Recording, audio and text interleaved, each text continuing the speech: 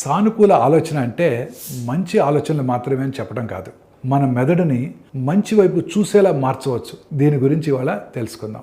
6 సులభమైన సైన్స్ ఆధారిత మార్గాలు చెప్తాను, వినండి. పాజిటివ్గా ఆలోచించి మంచి మాటలు చెప్పండి. నేను గొప్పగా చేయగలను వంటి మాటలను మళ్ళీ మళ్ళీ చెప్పండి. అది ధైర్యాన్ని పెంచుతుంది. కృతజ్ఞత చూపండి. చిన్న చిన్న మంచి విషయాలను గమనించి సంతోషంగా ఉండండి. అది మనసును ప్రశాంతంగా ఉంచుతుంది. ప్రతికూల ఆలోచనలు వదిలేయండి. నేను చేయలేను అని కాకుండా ప్రయత్నిస్తాను, నేర్చుకుంటాను అని ఆలోచించండి.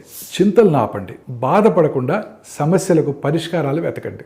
మోస్ట్ ఇంపార్టెంట్, మంచి వ్యక్తులతో కలిసి ఉండండి. ఆశావాదులతో కలిసి ఉంటే మీరు ధైర్యంగా ఉంటారు.